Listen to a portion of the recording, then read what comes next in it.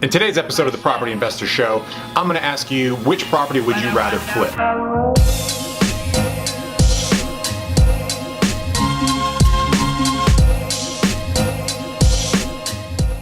House flipping shows on A&E and HGTV and all the different networks out there are more popular than ever. And whenever you see the houses that are on those shows, they always look like model homes for fancy developers, and they always are super expensively staged, and they have really, really expensive finishes, super expensive quartz countertops, hardwood flooring, custom bathroom tubs, and all that good stuff. But the reality of it is, when it comes to flipping houses, you typically want to do it as cheap but as best quality as possible, and do it where the house is going to have the most actual demand. In Orlando, Florida, the average median income is about $42,000. Price of a property that most people can afford is approximately $200,000. So what does that have to do with flipping houses? Realistically, that has to do with how many people are out there that can actually afford the house that you're trying to flip, and how big of a buyer pool and demand you're going to have. So when you look at these two different style houses, let's say a $700,000 house in Orlando versus a $100,000 house in Orlando. Now, whenever somebody wants to flip a house,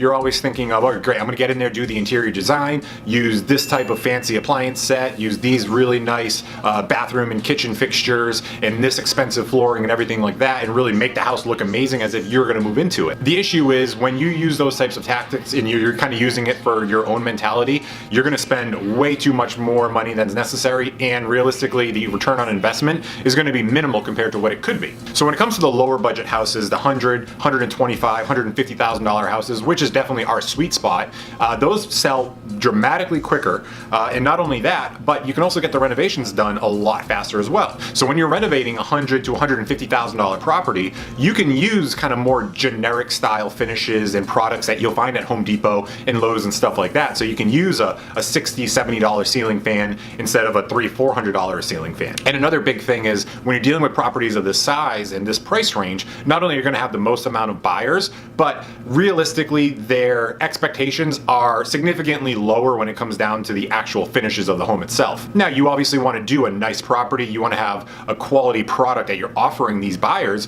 but at the end of the day, no buyer is walking into a $150,000 property and expecting to see custom Brazilian wood flooring and, you know, custom Italian marble on the kitchen countertops and bathrooms and stuff like that. So when you're able to do more of a cookie cutter and bread and butter style model, that allows you to really get the house done efficiently and quickly, and sell it in the shortest amount of time possible. The average days on market for a $100,000 to $200,000 property in Orlando over the past 6 months has only been 22 days. The average days on market for a $700,000 to $1 million property in Orlando is 93 days. So not only do lower priced properties have a significantly quick turnaround time, but their property taxes are a lot lower. Obviously, the insurance is going to be much less. 99% of the time, there is no community or HOA fee, and if it is, it's minimal. Now, it really boils down to what the numbers are. So if realistically you're going to make, let's say, 10% net on your money after all expenses, it's just a matter of what's relative. It makes a lot more sense to want to make 10% on a $700,000 property,